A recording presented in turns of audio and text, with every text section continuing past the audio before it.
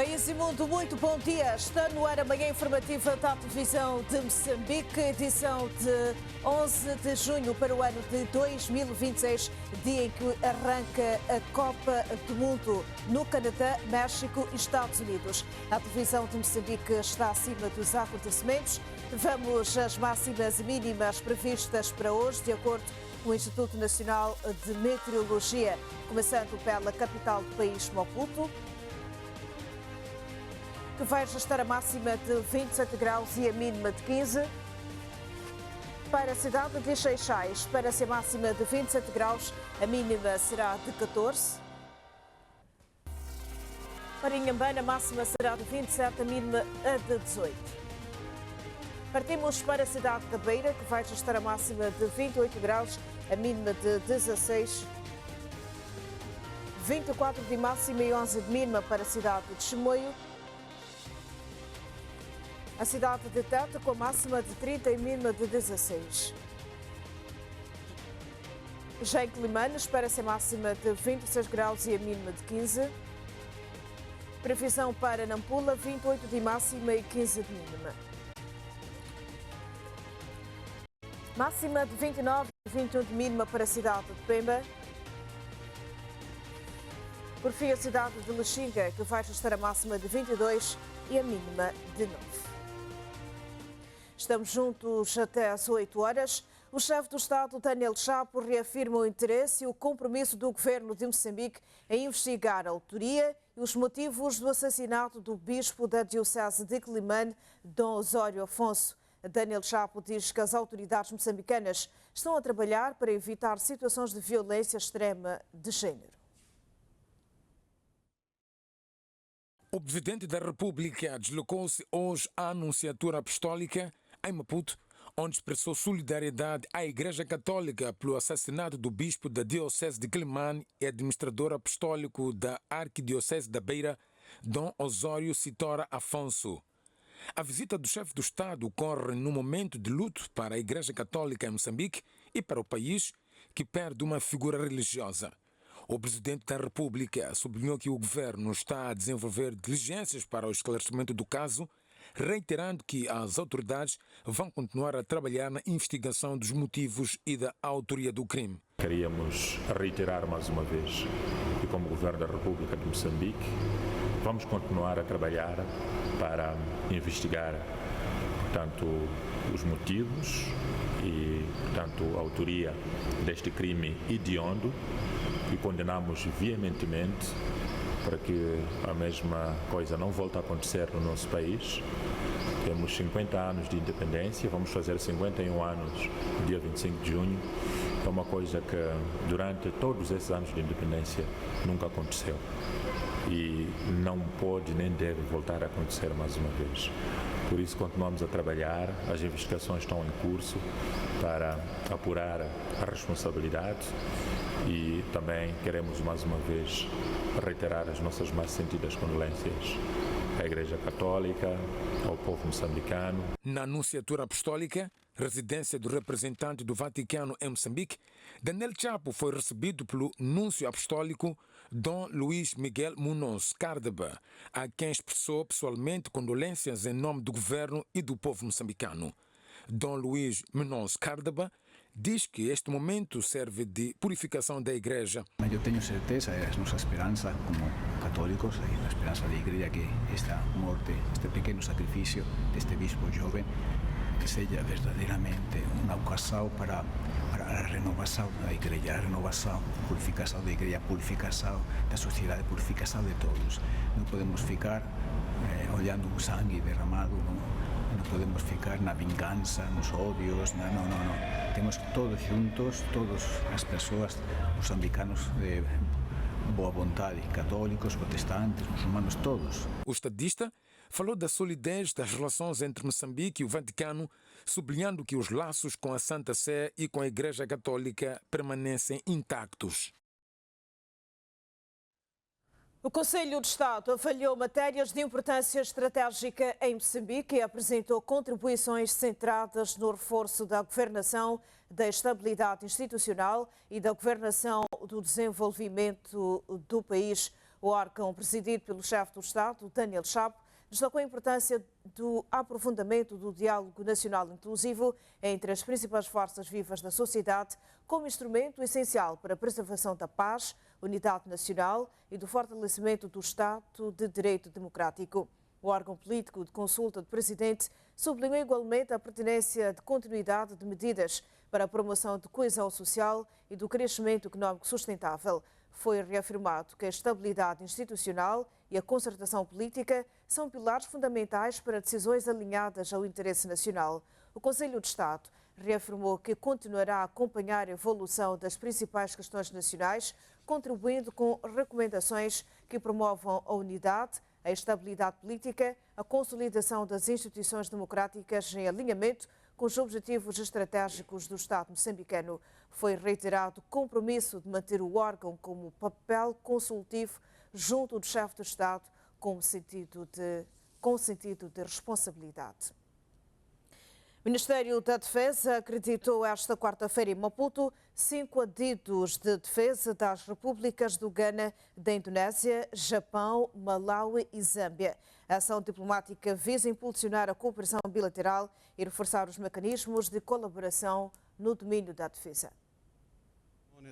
Falando na cerimônia, o ministro da Defesa Nacional destacou que os adidos de defesa constituem atores estratégicos na consolidação das relações entre os Estados, promovendo o intercâmbio de experiências, a partilha de informações, a capacitação institucional e o desenvolvimento de projetos conjuntos.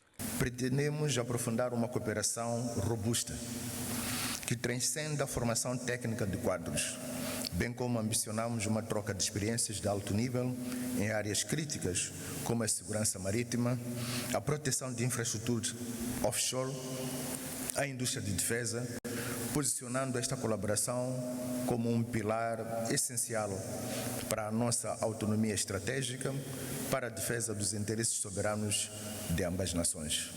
A implementação de patrulhas conjuntas e os postos fronteiriços de paragem única consolidam uma segurança transfronteiriça resiliente, promovendo a estabilidade e prosperidade mútua no seio da SADC. A cerimônia ficou igualmente marcada pela acreditação, pela primeira vez, de um adido militar da República do Ghana em Moçambique, fato que reflete o aprofundamento das relações de cooperação entre os dois países no domínio da defesa.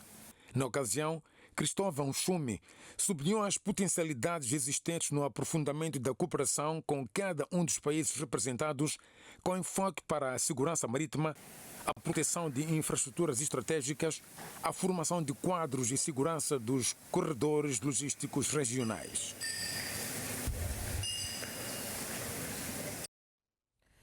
A qualquer momento teremos a jornalista Sandra Eugênio para atualização sobre a cólera na província de Nampula. Enquanto isso, o Presidente da República recebeu esta quarta-feira em audiência no seu gabinete o Ministro Adjunto e da Reforma do Estado de Portugal, Gonçalo Saraiva Matias, no encontro centrado no reforço das relações bilaterais e na análise do quadro de cooperação entre Moçambique, Portugal e União Europeia. A audiência permitiu uma abordagem ao estado atual da parceria entre os dois países, com especial atenção virada à cooperação económica, política e social, bem como nas perspectivas de aprofundamento dos laços históricos que unem Maputo, Lisboa e Bruxelas. No final do encontro, Gonçalo Saraiva Matias destacou o caráter construtivo das conversações, o alinhamento das prioridades entre as partes, sublinhando os progressos registrados no relançamento ou no relacionamento entre Moçambique e os parceiros europeus. A seguir, o ministro afirmou que a União Europeia e Portugal estão amplamente comprometidos com Moçambique, tanto ao nível das relações económicas, políticas e sociais, manifestando grande esperança em uma avaliação positiva do programa de reformas e do diálogo nacional inclusivo lançado em curso, sobre liderança do Presidente da República, tendo acrescentando ainda que existe confiança num futuro promissor para as relações entre os povos e as economias dos três espaços. O Presidente da República defende uma profunda transformação do sistema da justiça. É tudo na perspectiva de reforçar a confiança dos cidadãos a contribuir para a paz social em Moçambique. As instituições de administração da justiça devem passar por um processo de renovação e fortalecimento da sua credibilidade junto dos cidadãos. A posição foi defendida pelo presidente da República, Daniel Chapo, na abertura do primeiro Congresso da Justiça, que reúne os principais intervenientes do setor para refletir sobre os desafios e perspectivas da justiça em Moçambique. Iniciamos a nossa intervenção. Na sua intervenção, o chefe do Estado manifestou preocupação com a morosidade processual e com as percepções de desigualdade no acesso à justiça, defendendo reformas que garantam maior equidade e confiança nas instituições. As dificuldades no acesso à justiça, que fazem da justiça formal um bem distante para a maioria do povo moçambicano. A morosidade processual, que transforma a espera por justiça numa segunda injustiça. A insuficiência, ou melhor, a insuficiente articulação entre os setores do sistema. Falo dos tribunais, Ministério Público, tribunais comunitários e outros mecanismos extrajudiciais de resolução de litígios, Instituto de Patrocínio e Assistência Judiciária, a Polícia, penitenciárias, Cernic, que fragmenta respostas que deveriam ser coerentes e integradas para o cidadão. Daniel Chapo disse que a justiça deve ser um fator de estabilidade, coesão e paz social, contribuindo para o fortalecimento do Estado de Direito. A reforma do sistema de justiça que este Congresso pretende impulsionar não é apenas uma agenda técnica do Ministério da Justiça, Assuntos Constitucionais e Religiosos e das instituições do Judiciário. É uma agenda nacional que é de todos nós, como moçambicanos. É pela primeira vez que o país acolhe um Congresso de Justiça que reúne magistrados, procuradores, advogados, oficiais de justiça, técnicos do Instituto de Patrocínio e Assistência Jurídica e representantes do Serviço Nacional Penitenciário. É precisamente esse compromisso que hoje nos reúne, 50 anos depois, 5 décadas, pela primeira vez. Por isso, este Congresso é de grande relevância para Moçambique, pois constitui um momento de avaliação do caminho percorrido, de identificação dos desafios que persistem e, sobretudo, de definição de transformações que se impõem para que o sistema de justiça corresponda plenamente às legítimas expectativas do povo moçambicano. O Congresso da Justiça decorre até sexta-feira e inclui diversos painéis temáticos orientados por especialistas nacionais e internacionais. O presidente da República, Daniel Chapo, exonerou por despacho presidencial Fernando Chumar do cargo de chefe de protocolo do Estado. O chefe do Estado nomeou por outro despacho presidencial João António Xerinda para o cargo de chefe do protocolo do Estado. O novo chefe do protocolo do Estado, um diplomata de carreira com vasta experiência na área das relações internacionais. O presidente do Tribunal Supremo destaca avanços na justiça moçambicana e reconhece que persistem problemas com as detenções ilegais e demora na apreciação de pedidos de liberdade condicional. O Procurador-Geral da República e o bastonário da Ordem dos Advogados defendem medidas mais eficazes para o combate à corrupção em Moçambique.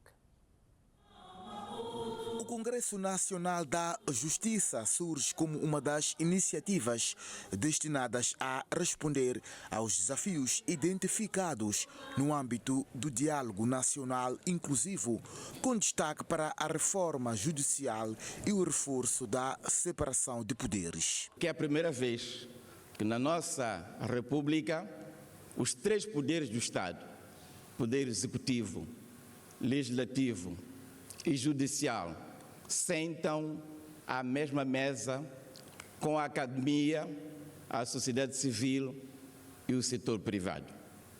Por isso, este Congresso não é apenas um evento histórico, é também um momento do reforço do nosso compromisso com o Estado de Direito Democrático. A integridade no judiciário não pode ser abordada. Na sessão de abertura, o Procurador-Geral da República defendeu o fortalecimento dos mecanismos de fiscalização e controle, de modo a garantir que a administração da Justiça atue com transparência, imparcialidade e respeito pela lei. Quando os cidadãos acreditam que os tribunais e o Ministério Público decidem com base na lei e na prova, e não com base em relações de favorecimento ou incentivos espúrios, a confiança nas instituições reforça-se e a legitimidade democrática consolida-se. Por sua vez, o bastonário da Ordem dos Advogados criticou as desigualdades no acesso à justiça. Sendo oportuno a criação de um observatório do Estado de Direito e da Justiça destinado a acompanhar estes indicadores relevantes, incluindo os compromissos deste Congresso. Ainda se mantém o traçado arquétipo estrutural de um sistema que não responde às reais necessidades de Moçambique e do seu povo. Reclama-se a falta de independência do Poder Judicial, a morosidade processual, o custo da justiça. Aponta-se a ineficácia das decisões dos órgãos da justiça. A justiça continua distante do cidadão do ponto de vista cultural e linguístico. Denuncia-se a persistência da corrupção, incluindo nos próprios órgãos de administração da justiça. Deplora-se a atuação e o abuso de autoridade. Prevalece a superlotação das penitenciárias, com detenções ilegais, manutenção de prisão preventiva com prazos já expirados e decisões de dias de liberdade condicional. Os participantes esperam que o Congresso produza recomendações capazes de contribuir para a modernização do sistema judicial e para o aprofundamento do Estado de Direito.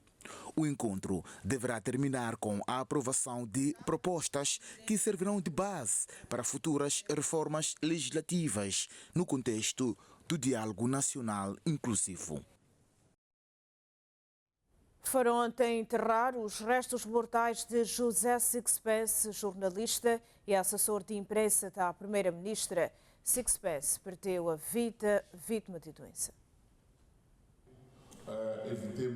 Entre familiares, amigos, colegas e membros da classe jornalística, a despedida de José Sixpence foi marcada por momentos de profunda dor, mas também de reconhecimento pelo seu percurso profissional e humano. Jornalista de profissão e assessor de imprensa da Primeira-Ministra, José Sixpence teve morte súbita, deixando consternados aqueles que com ele conviveram e trabalharam. Na cerimónia fúnebre, a Primeira-Ministra destacou as qualidades profissionais do malogrado, enaltecendo o seu sentido de responsabilidade, dedicação e compromisso com a comunicação institucional. Foi um servidor público por excelência, sacrificando e abdicando muitas vezes do convívio familiar e de amigos para trabalhar na proposta de soluções para fazer face aos vários desafios que o país conheceu, fazendo jus ao ditado da nossa instituição, Gabinete do Primeiro-Ministro, de que o assessor não dorme, só descansa. Antigos colegas de profissão e representantes do setor da comunicação social recordaram um profissional pautado pelo rigor, pela disponibilidade e pelo elevado sentido ético no exercício da atividade jornalística. Perdemos um profissional brilhante, mas a dor maior é de perder um amigo verdadeiramente especial. Como Sociedade de Notícias, hoje despedimos-nos não apenas de um colaborador, despedimos-nos também de uma parte da nossa história. Essa é a bandeira que o SIX deixa e que nos comprometemos a erguer para prosseguir a luta por um jornalismo responsável. A família evocou a dimensão humana de José Sixpence, descrevendo-o como um homem íntegro, dedicado à família e sempre disponível para apoiar os que o rodeavam. Hoje despedimos-nos de ti com o coração apertado pela dor mas profundamente gratos por termos tido a honra de te chamar pai. Guardamos com muito carinho as memórias dos momentos felizes que vivemos contigo. Com uma carreira marcada pelo profissionalismo e pela entrega ao serviço público, José Sixpence deixa viúva, 5 filhos e um legado que permanecerá na memória da comunicação social moçambicana. E os ex-primeiros ministros Adriano Maliani e Carlos Agostinho do Rosário destacam o rigor jornalístico de José Sixpence. Os antigos dirigentes consideram, por isso, que o seu legado deve ser imortalizado e servir de referência para as novas gerações de profissionais da comunicação social. Ele sabia dar opinião, como é que nós devíamos tratar determinados assuntos, e foi extremamente importante para mim como primeiro-ministro, e por isso esta morte, todas as mortes são más, mas da forma como aconteceu, nós esperávamos muito mais ainda do Six. Penso que o Sixpence é uma referência, não é? Para os mais jovens. Não? Ele nunca aceitava favores, mesmo favores pela natureza. Não é? Era de fato uma pessoa interessante. E julgo eu que, repito, é uma referência para os mais jovens, uma referência de um profissional que usa o jornalismo como deve ser feito.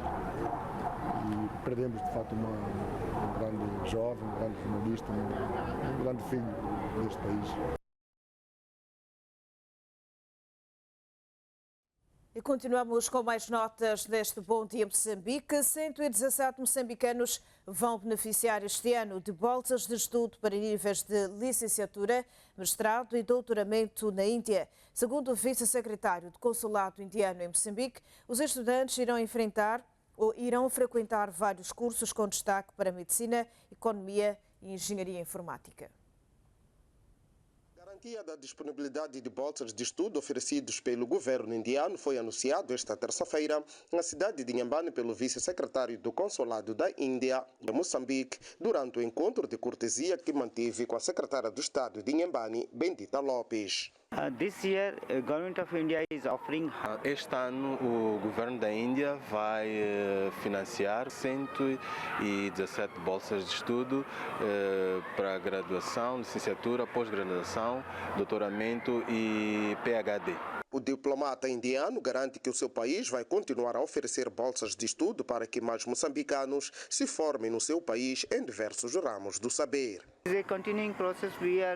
Esta cooperação do governo da Índia e o governo de Moçambique vai continuar e vamos oferecer bolsas de estudos anualmente aos estudantes moçambicanos.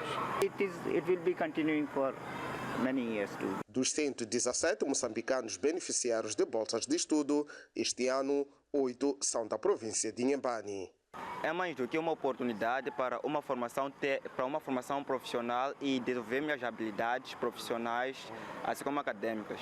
Me deixa muito feliz e dá para perceber que se nós formos todos a tentar um dia, vamos conseguir. O aconselhamento que podemos dar é que vocês estão lá para estudar. As bolsas que vocês recebem, como estão a ver aqui, estão a contar 5 anos de um curso, 3 anos de um curso, 4 anos de um curso, significa que não é permitido chumbar. O encontro de cortesia serviu para que os representantes de Inhambane se despedissem do governo local. Os distritos de Murrupula e Mocovolas, em Nampula, vão ter fábricas de processamento de batata doce e mandioca. Segundo o diretor da Agricultura e Pescas, a implantação das unidades de produção está inserida nos esforços com vista à industrialização rural daquele ponto do país.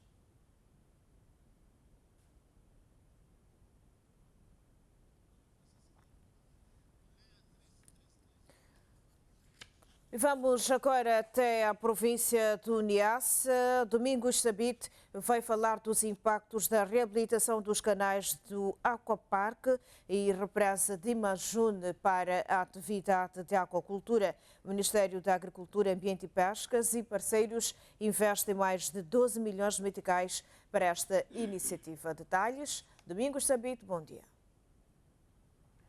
Muito bom dia, estamos a responder a partir do povoado de Matucuta, distrito de Majune, província de Niassa.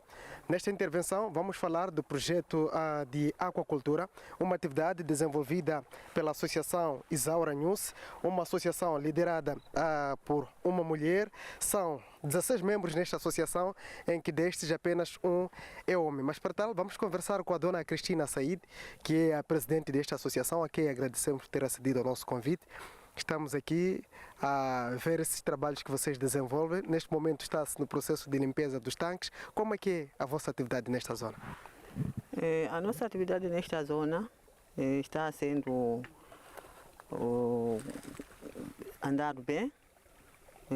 Tivemos uma pequena, um espaço, posso dizer, que as atividades já tinham parado por causa de chover, mas agora já está a dar continuidade do trabalho. Por isso está a ver assim essa matoca aí. Exato. Sim. E em termos de tanques, quantos tanques vocês têm e como é que tem sido essa atividade nesta zona? Em termos de tanques, nós até agora temos 20 tanques. Em termos de atividades, nós trabalhamos em conjunto, como uma organização, como uma associação, como um grupo de pessoas, mulheres fortes. Trabalhamos e conseguimos trabalhar a qualquer momento. Exato. Sim.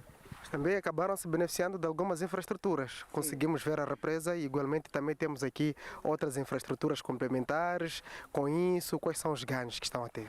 Nós já estamos a ter os ganhos porque estamos a mostrar a nossa capacidade, já estamos a mostrar aquilo que é a nossa força, embora que somos mulheres, mas temos força de trabalhar. Com isso também o governo nos assegura como mulheres e também estão a olhar o nosso trabalho, a nossa força. Eles sempre têm nos apoiado para trabalharmos sim. E com ganhos que têm resultado desta atividade, o que é que conseguem fazer na vossa vida, pessoal? Nas nossas vidas, nós há muita mudança. Estamos a agradecer. Temos mudanças, porque até agora, mesmo eu posso dizer que até agora já consegui mandar os meus 2 filhos na escola. Um já está no aparelho do Estado, já está a trabalhar, Chimbonila. Outros já estão a dar continuidade de trabalhar. Já temos algumas construções, infraestruturas que nós já estamos a construir. Temos casas. Embora que não são casas como da cidade, mas só por causa de cobrir estava para nós é muito. Já estamos ali muito bem. Exato. Por causa do projeto, sim. E esses ganhos, para além da dona Cristina, tantos outros membros do grupo também estão a ter esses ganhos? Estão a ter esses ganhos, porque dividimos sempre igualmente. Não há presidente, não há quem. Sabe? Todos somos membros. Eu, como presidente, só estou ali em frente para orientar, mas quando são coisas de benefício, todos têm que ter esse benefício. Sim. Exato. Sim. Muito obrigado. Estávamos a conversar com a dona Cristina Said, presidente da Associação Isaura News. Agora vamos conversar com a delegada do IDEP, neste caso, Sônia Miquidade. Também agradecemos por ter acedido ao convite. Nesta zona temos uma associação em que se dedica na aquacultura e a maior parte delas são mulheres. E fora isso também estão a se beneficiar de algumas infraestruturas complementares. Exatamente, nós estamos aqui no distrito de Majune. Dizer que o distrito de Majune tem cá diversas associações, mas vamos destacar esta, que é a Associação Isaura News, que ela está a se beneficiar de uma infraestrutura de apoio à aquacultura. Nos referimos a uma represa e algumas infraestruturas de apoio. Temos balneários, escritórios e alpendre de manuseamento e processamento do pescado que vamos obter através dos nossos tanques que aqui estão a ser feitos a sua manutenção e a sua ampliação. Dizer que esta associação, sim, é composta maioritariamente de mulheres, são 15 mulheres e apenas um homem, mulheres fortes que já vêm trabalhando a aquacultura há um período bem longo. Neste exato momento, esta associação conta com 20 tanques principais e 2 auxiliares, totalizando 22 tanques na atividade e que estes, nesse exato momento, estão a ser feita a sua ampliação para poder responder à capacidade de abastecimento de água proveniente da represa construída. E com essas infraestruturas, em termos de impacto na atividade delas e rendimento, qual vai ser? Em termos de ganhos, como havíamos referenciado, nós contamos aqui com 20 tanques a serem ampliados e feitos a sua manutenção, onde a capacidade de cada tanque é de serem povoados por 3.000 alivinos. Totalizando, neste caso, a sua povoação em 20 tanques, estamos a falar de 60.000 alivinos. Em termos de ganhos para a Associação Isaura Nhusi, espera-se que com este número de alvinos conseguisse obter um total aqui de 12 milhões de meticais para esta associação. E uma mensagem que se pode deixar, tendo em conta que Majune é um distrito que tem, digamos, condições favoráveis para se desenvolver a aquacultura. Eu penso que o conselho não é só para Majune. Majune atualmente conta com 60 tanques no seu todo, que estão todos dispersos a nível do distrito de Majune. Poderíamos encorajar a mais associações mais jovens a se envolverem na prática da aquacultura, porque a partir da aquacultura é possível termos a renda das nossas famílias e a melhoria de vida para todos nós. Muito obrigado. Estávamos a conversar com a delegada do IDEPA aqui na província do Niassa. Mesmo deixou ficar algumas considerações em relação a esta associação Isaura Nhusi, que está a se beneficiar de algumas infraestruturas de apoio para que se possa desenvolver a atividade de aquacultura. É uma associação que começou a operar em 2005. De lá para cá, a associação cresceu. Neste momento conta com 16 membros, sendo que um deles é homem, e são 20 tanques piscícolas e temos mais também outros 2 auxiliares. E esta atividade, ou melhor, a essas alturas, a atividade que acontece no terreno é de limpeza e estão também a ampliar os tanques piscícolas aqui implantados. Portanto, é isso que nós gostaríamos de partilhar nesta intervenção, muito a respeito da atividade piscícola no distrito de Majune, mas concretamente no povoado de Matucuta. Lucas Lopes, Domingos Sabite, a partir de Majune. Domingos Sabite, bom dia e bom trabalho. O Ministério da Defesa Nacional alerta para a circulação nas redes sociais e noutras plataformas digitais de um documento falso que solicita candidaturas para um suposto curso de comandante de pelotão a decorrer no quartel da Moamba, com início indicado para 28 de julho de 2026. O Ministério da Defesa Nacional não emitiu o referido documento e desconhece a sua origem. A informação é totalmente falsa. Não está previsto nenhum processo de candidatura para o curso mencionado nos termos descritos. Canais oficiais. Todos os avisos de recrutamento, ingresso ou cursos das Forças Armadas de Defesa de Moçambique são publicados exclusivamente através dos canais do Ministério da Defesa Nacional e do Estado-Maior-General das FADM. E o Ministério apela ou solicita a todos os cidadãos, em especial os jovens, que não partilhem o documento e ignorem a mensagem. A sua divulgação contribui para burlas e esquemas de extorsão associados a falsas promessas de integração nas fileiras das Forças Armadas de Defesa de Moçambique. E o Ministério da Defesa já acionou os órgãos competentes para apurar a origem da publicação e responsabilizar os autores nos termos da lei. São neste momento 6h33. Saímos para uma breve pausa. O Bom Dia Moçambique volta dentro de instantes. Até já.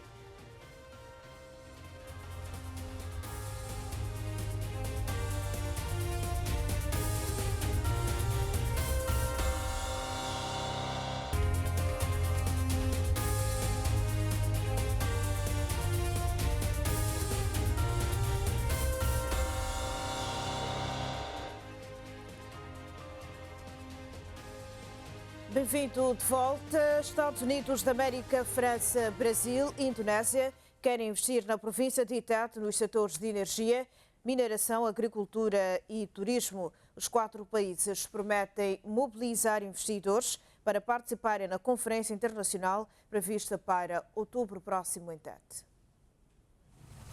O governador de Tete manteve esta quarta-feira em Maputo conversações separadas com os embaixadores da França e da Indonésia, bem como com os encarregados de negócios dos Estados Unidos da América e do Brasil.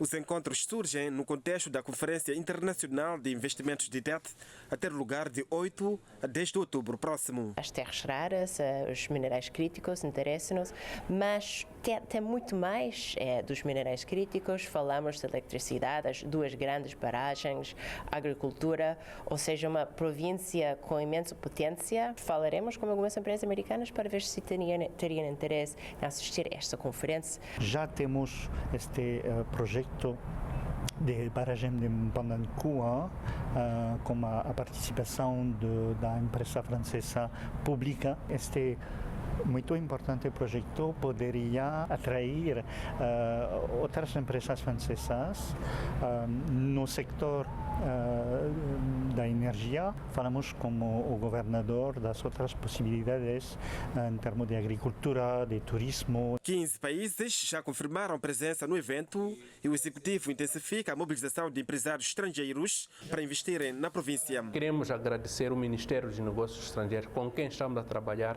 lado a lado para a materialização desta nossa conferência, em que o Ministério apresentou ao corpo diplomático acreditado em Moçambique que TET tem esta vontade e todos estão a aderir de forma positiva. O que nós queremos agora fazer é a materialização desses compromissos que estão a ser assumidos pelas embaixadas.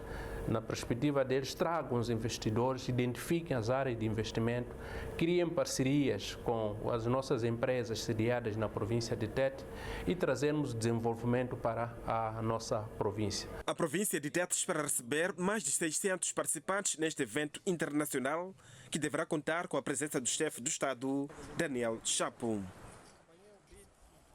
E perto de 1000 alunos da Vila Municipal de Catandica, no distrito de Barué, em Manica, deixam de estudar em condições precárias. O Executivo Provincial investiu na construção e apetrechamento da escola secundária Tongogara, cerca de 28 milhões de meticais. Escola Secundária Tongogara, na Vila de Catandica, passa a integrar o grupo de 9 infraestruturas escolares que lecionam este nível no distrito de Barué. Construído com fundos do Estado no valor de aproximadamente 28 milhões de meticais, o estabelecimento de ensino vai beneficiar perto de 9.000 alunos de 7ª a 12ª classes. Como alunos, assumimos o compromisso de preservar este patrimônio, respeitar as normas da instituição, valorizar os nossos professores e dedicar-nos com empenho aos estudos, para que possamos ser cidadãos exemplares e agentes do desenvolvimento do distrito de Barué, da província de Manica e de Moçambique. A inauguração e entrega da escola à comunidade foi presidida pela governadora de Manica. O projeto compreende a construção de 9 salas de aula, blocos administrativos e de multiuso e ainda um sistema de abastecimento de água. Francisca Tomás disse na ocasião que a nova infraestrutura vai aliviar a pressão, bem como garantir educação de qualidade. Ao inaugurarmos este estabelecimento de ensino, representa a materialização da promessa feita por Sua Excelência Daniel Francisco Chapo, Presidente da República, a quando da sua visita ao distrito de Barué na semana passada, onde assegurou que em breve esta escola seria entregue aos seus beneficiários, uma reafirmação do seu compromisso com a educação e com o desenvolvimento da província de Manica. A escola secundária foi batizada com o nome de Tongogara em homenagem ao herói e combatente da luta de libertação do Zimbábue, Joshua Tongogara. O governo de Inhambane, em parceria com o setor privado, pretende impulsionar o turismo através da Lei de Conteúdo Local. A província vai acolher em setembro próximo a 2ª Conferência Nacional de Conteúdo Local, que visa estimular a participação das empresas moçambicanas nos grandes projetos de investimento. O governador de Inhambane, Francisco Pagula, espera que com a aprovação da Lei do Conteúdo Local fiquem criadas as condições para fazer crescer a economia na província. Esta quarta-feira, em Maputo, o Executivo de Inhambane e a Federação de Desenvolvimento Empresarial de Moçambique acordaram trabalhar juntos no lançamento da 2ª Conferência do Conteúdo Local, a decorrer de 17 de setembro próximo em Vilanculo. Quisemos aqui juntar a componente do turismo que a nossa província oferece e esta grande nova, sobretudo para o setor privado, que também para nós, como governantes, certamente sentimos-nos bastante honrados, porque com a aprovação desta lei significa que mais empresas do nível local, mas não só do nível nacional também, terão mais espaço naquilo que é a indústria de gás. Então, estas é que são as notas que queríamos aqui deixar, dizer que como federação estamos aqui e acordamos que no mês de setembro vamos realizar esta conferência na província de Inhambane. Então, querendo dizer que Inhambane vai ser o primeiro ponto nacional para discutir aspectos ligados a esta nova lei e começarmos a desenhar diretrizes suficientes e eficazes para realmente essa lei poder trazer um impacto naquilo que é a vida das nossas comunidades. Esta conferência vai ter vários momentos, que é um primeiro momento de divulgarmos a lei para os jovens empresários e não só compreenderem qual é a dimensão, e também temos outro momento que é o momento do negócio, entendermos da multinacional quais são as oportunidades que tem a nível local e não só, digamos, a Sazol, mas também as empresas ligadas ao turismo. Como nós sabemos, temos empresas estrangeiras que operam na província de Inhambane, grupos muito grandes, então temos de entender até que ponto há mais oportunidades para empresários locais. O evento tem foco prático na integração das pequenas e médias empresas em megaprojetos, discutindo a nova legislação moçambicana de conteúdo local, que exige 50% de produção local e 25% de capital nacional. A Agência Japonesa de Cooperação Internacional JICA pondera financiar a terceira fase do projeto de sustentabilidade dos sistemas de abastecimento de água no Niassa. Atualmente procede-se a avaliação da segunda fase do projeto. A possibilidade foi assumida pelo representante sênior da JICA Moçambique, Sulimara Takahashi, fellow à margem da 10ª reunião do Comitê de Supervisão do Projeto de Sustentabilidade dos Sistemas de Abastecimento de Água e Saneamento, Prosuas 2. Estamos avaliando, esperamos, nós temos a convicção que o trabalho foi feito um trabalho muito bom, muito bem feito, com capacitação, e nós temos muita confiança na equipe que foi formada. Era unânime a ideia de solicitar uma terceira fase.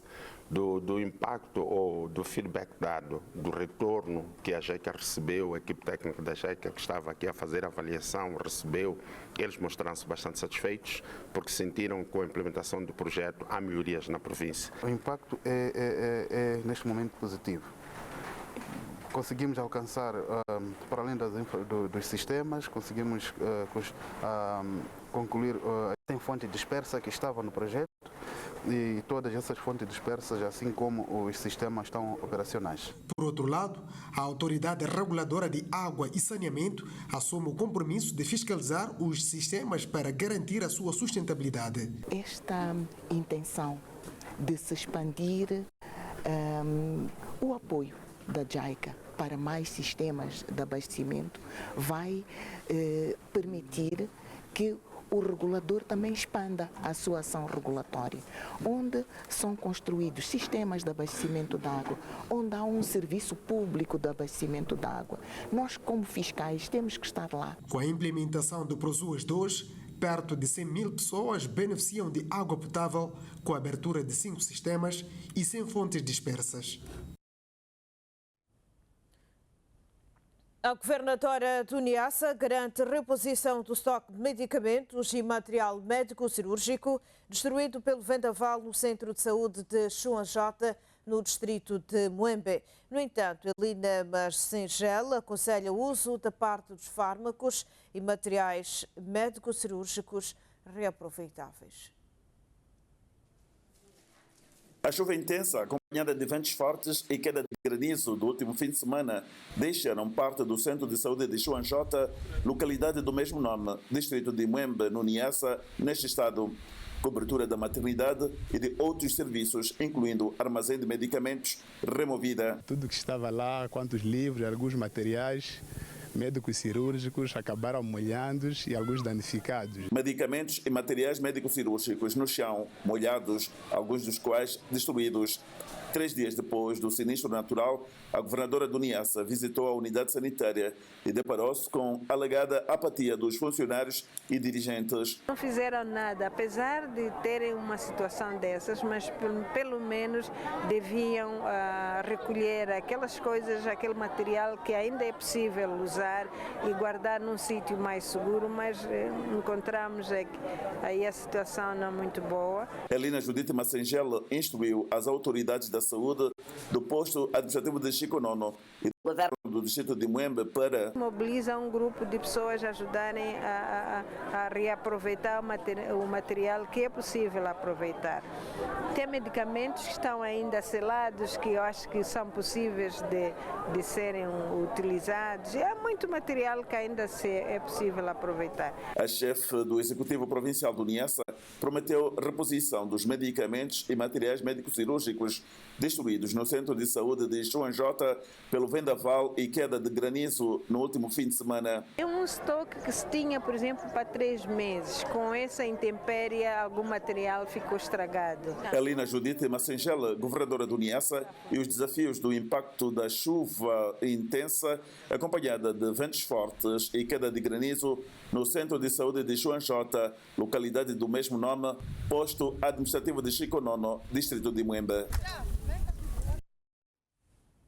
E no distrito de Nipepe, mobiliza-se donativos em apoio às vítimas das intempéries na província do Niassa. Trata-se de milho em grão, material escolar, produtos alimentícios e insumos agrícolas. Os donativos resultam do movimento Todos Juntos pela Mesma Causa, iniciativa deste cidadão na sede do distrito de Nipepe, Bonifácio Baciano, comovido com o sofrimento das vítimas das intempéries do primeiro trimestre deste ano. Fui interagindo com os agentes econômicos, as seitas religiosas, e todas elas abraçaram. E contribuíram com 750 kg de milho em grão, açúcar, óleo de cozinha, massa espaguete, vestuários, calçados e material escolar, canalizados ao INGD em Lixinga. E posterior, eles canalizarem aos nossos irmãos que estão sofrendo. O movimento Todos Juntos pela Mesma Causa, NPEP, exorta a solidariedade interna para com as recentes vítimas de vendaval e queda de granizo na localidade de Chuanjota, posto administrativo de Chico Nono, distrito de Muembe, no Niassa. São irmãos que precisam tanto de roupa, precisam tanto desses produtos comestíveis. Estes donativos de NIPEP foram entregues ao INGD Lixinga no último fim de semana, por conta de alegada falta de transporte no distrito. Graças à intervenção do secretário de Estado no Niassa, Silva Livone, foi possível encontrar viatura que transportou para Lixinga. Somos Felipe Germano e Helder da Conceição.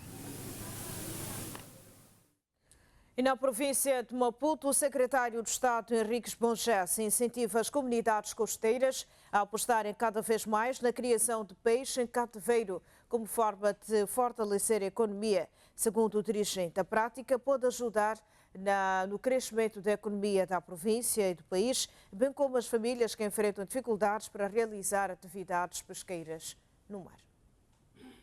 Henriques Bongés defendeu igualmente a expansão do plantio de mangal por considerar que este ecossistema contribui para a reprodução e sobrevivência de várias espécies marinhas. Como a proteína animal, que o peixe é muito importante para a vida do homem, o Estado moçambicano, sobretudo a nossa província, nós queremos que a nossa população, a nossa criança come peixe. Vamos incentivar a nossa população, através do Instituto e essa escola que está aqui, massificar aquilo que é a produção de peixe em cativeiro, como fizeram com a produção de frango. O secretário de Estado acrescentou ainda que, para além de impulsionar a economia pesqueira, o investimento na aquacultura abrirá espaço para futuras parcerias e intercâmbios internacionais. É possível, com essas mudanças climáticas, nós continuamos a consumir o peixe já feito em cativeiro. Então é uma atividade, se eu sei que leva 2 meses, 3 meses para o peixe crescer, mas bem feito, com ração equilibrada, nós podemos já ter muito peixe no nosso país, mas feito em cativeiro. A província de Maputo continua a apostar em iniciativas de preservação marinha e desenvolvimento sustentável com foco no fortalecimento da economia azul e na melhoria das condições de vida das comunidades costeiras. 24 mil novos empregos vão ser criados em Cabo Delgado no âmbito do projeto de investimento resiliente para empoderamento socioeconómico, paz e segurança, cujas atividades arrancaram esta terça-feira. A iniciativa orçada em mais de 1 bilhão e 700 milhões de meticais é da Agência do Desenvolvimento Integrado do Norte, financiada pelo Banco Africano de Desenvolvimento. Investimento resiliente para o empoderamento socioeconômico, paz e segurança é um projeto que tem como objetivo a implementação de iniciativas estratégicas voltadas para a promoção do desenvolvimento e a estabilidade da região norte. Iniciamos a partir de hoje a materialização no terreno de atividades concretas em prol do que se propõe o projeto. É promover o desenvolvimento socioeconômico das nossas populações, em particular da juventude nos distritos de Anquade e Palma. As atividades do projeto foram oficialmente lançadas esta terça-feira na cidade de Pemba. Como piloto, o nosso papel é de fazer a implementação do projeto embaixo da coordenação da ADIM. Mobilizamos mais de 4 milhões de dólares também de nossos próprios recursos PNUD para insertar no mesmo projeto. Respondendo às necessidades mais urgentes e criando modelos de intervenção que poderão ser replicados em outras unidades territoriais da nossa província. 150 infraestruturas vão ser melhoradas no âmbito do projeto. Mulheres e jovens serão treinados, microempresas lideradas por jovens serão financiadas, famílias deslocadas vão beneficiar de apoio em insumos agrícolas, entre outras ações que visam a resiliência, empoderamento socioeconômico, a paz e segurança. Antes de Pemba, a iniciativa foi lançada na cidade de Maputo em março passado. O renascimento de fabricantes de processamento da castanha de caju está a criar oportunidades de emprego na província de Inhambane para jovens. Benícia Matzinho, por exemplo, possui uma unidade de descasque e empacotamento da amêndoa e emprega 30 trabalhadores entre efetivos e sazonais. Inhambane é a segunda maior produtora de castanha de caju bruta em Moçambique, responsável por cerca de 21% da produção nacional, atrás da província de Nampula. O setor das amêndoas viu-se mergulhado numa crise devido à forte concorrência com a exportação da castanha bruta, principalmente para a Índia, o que ditou o encerramento das unidades fabris a nível nacional. Pelas condições que nós temos ao nível da província, podemos considerar a maior fábrica que nós temos aqui. Se esta fábrica for usar toda a potencialidade que ela tem, significa que os distritos de Panda, Inharime, Omoine, aqueles que produzem castanha de caju, vão conseguir deixar aqui o seu produto e eles depois fazerem o processamento para a exportação e para a venda. Benícia Matzinha, empreendedora residente da cidade de Machixe, em Inhambane, viu uma oportunidade de renascer o setor e criar emprego para jovens. Criávamos frango antes. Daí, quando descobrimos que a castanha tem mercado, entramos no processamento de castanha. Comecei em 2020 até hoje. Mulheres são 18, homens são 12. Atualmente, Benícia Matzinho vende a castanha processada em Maputo e pensa noutros investimentos. Para melhorar a nossa atividade aqui, a partir de uns 3, 4, dependendo do que conseguem nos ajudar. Nós fizemos as contas de máquinas elétricas. Se tivéssemos aquelas máquinas, cada máquina consegue por 1 hora uma tonelada. A fabricante de descasque e empacotamento da amêndoa da castanha de caju processa anualmente 120 toneladas. A rede de mulheres da Assembleia Parlamentar da CPLP reúne-se em Lisboa para reforçar medidas de prevenção e combate à violência física, sexual e psicológica contra mulheres e raparigas. Moçambique dirigiu o encontro, que constatou ainda haver ou muito a fazer e que é preciso criar um plano de ação comum. Mesmo já sendo considerada uma violação grave aos direitos humanos e crime público, a violência física, sexual e psicológica contra as mulheres e meninas ainda é uma realidade preocupante nos Estados-membros da CPLP. Há muitas leis, mas os problemas tendem a crescer.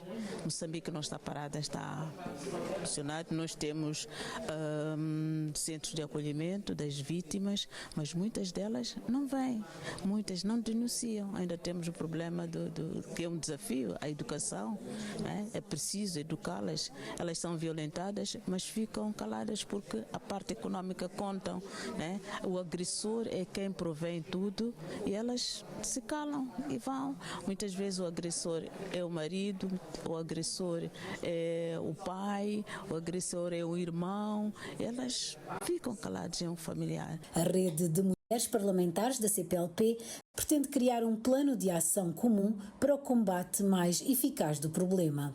E a recolha e a harmonização de dados estatísticos é uma das prioridades. Quantos violentados temos? Quantas mulheres na CPLP? Para que cada país possa acolher esses dados e compilarmos para termos uma noção daquilo que acontece na APCPLP. Para a delegação de Portugal, a violência resulta da desigualdade de géneros. Embora se existem progressos, ainda há muito para fazer. A vítima tem mais confiança, a vítima acredita mais no sistema, a vítima perdeu a vergonha, muitas ainda continuam, não é? Mas de uma maneira geral, perdeu a vergonha, já consegue, já tem coragem para pedir ajuda e, portanto, o sistema criou esta confiança para que a própria vítima pedisse ajuda e para a protegermos. Portanto, ela sabe que não está sozinha e não pode estar de maneira nenhuma, mas ainda assim, apesar de um caminho que foi feito ser um caminho importante, ainda assim não é tão eficaz como nós gostaríamos,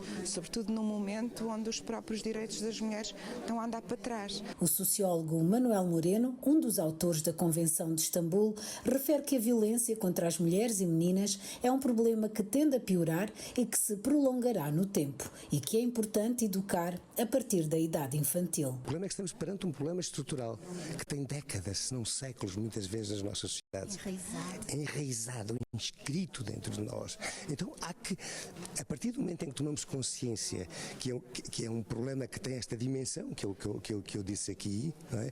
Então para agir temos que combinar as duas coisas. O combate, a proteção das vítimas com uma prevenção que no limite vai até aos jovens, começar com as crianças desde cedo, para que elas não sejam no futuro nem agressoras, nem vítimas, meninos e meninas, porque é isso que nós queremos mudar. O encontro contou com a presença de José Aguiar Branco, presidente da Assembleia da República Portuguesa, e as declarações parlamentares de Angola, Guiné Equatorial, Portugal, São Tomé e Timor-Leste. Cláudia Leal e Dona Fonseca para a TVE. Uma delegação do Partido Sul-Africano ANC virá brevemente a Moçambique no âmbito da cooperação bilateral com a Frelimo. Esta é uma nota para acompanhar depois das 7 horas.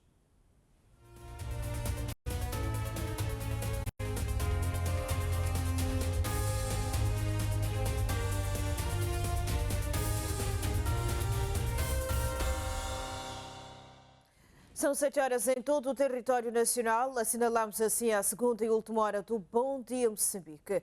Dissemos há bem pouco tempo que o ANC virá brevemente a Moçambique no âmbito da cooperação bilateral com a Frelimo. Entre os pontos em agenda, os dois partidos poderão debruçar-se sobre a xenofobia, problema que obrigou centenas de moçambicanos a abandonar a África do Sul depois de sofrerem atos de violência e saque dos seus bens.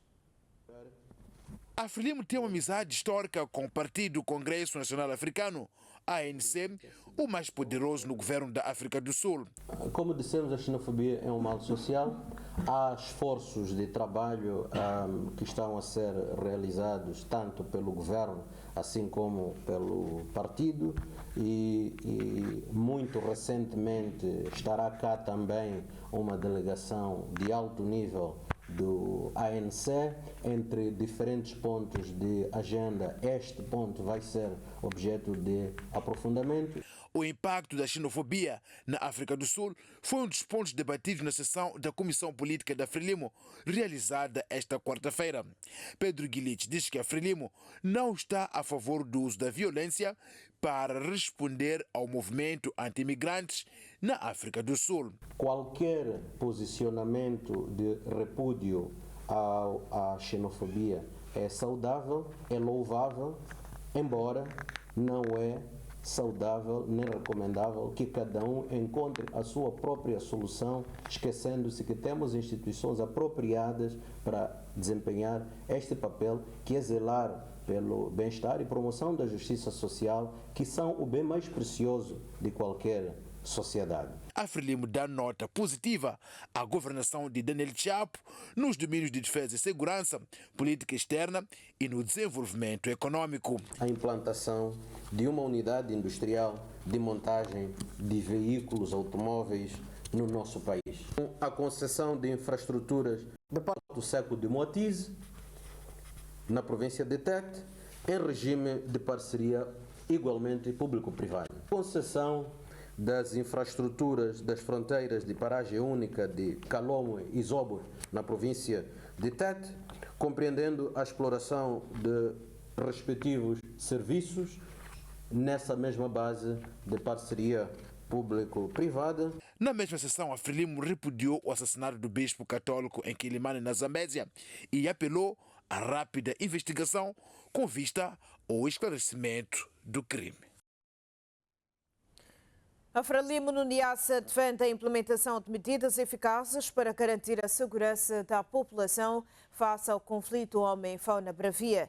Entende que os animais não devem estar acima do homem ou da população na zona tampão da Reserva Especial do Niassa. O ponto de vista da Frelimo no Niassa foi expresso pelo primeiro secretário do Comitê Provincial, José Abibo Yassin, no encerramento da 11ª Conferência Provincial de Quadros do partido na cidade de Lixinga. O conflito homem-fauna-bravia continua a representar um enorme desafio para várias comunidades da nossa província. É urgente a implementação de medidas eficazes que garantam maior segurança às nossas populações afetadas e que reduzam os impactos negativos desta realidade. De acordo com a Frelimo no Niassa, os animais não devem ser considerados mais importantes que a população humana. Não deve continuar o elefante ser mais importante do que a população.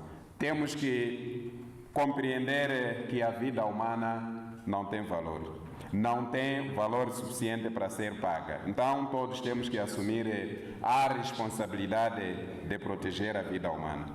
Não há partido forte sem disciplina partidária. Ser dirigente ou militante do Frelimo exige responsabilidade ética, humildade, espírito de missão e respeito pelas decisões coletivas. A nossa conduta deve ser sempre o reflexo dos valores que defendemos. De janeiro a esta parte, contabilizam-se mais de 6 mortes de pessoas em conflitos homem-fauna-bravia na província de Niassa.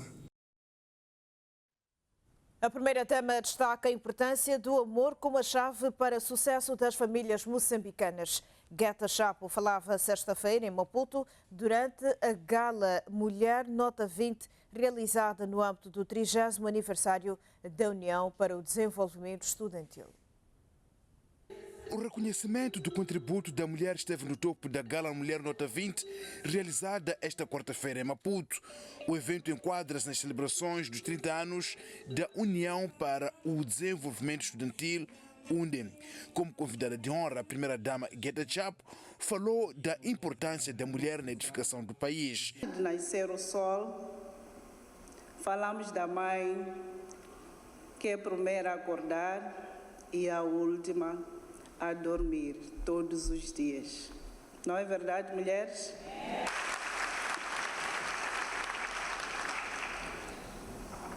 A mulher é a primeira a acordar todos os dias e a última a dormir.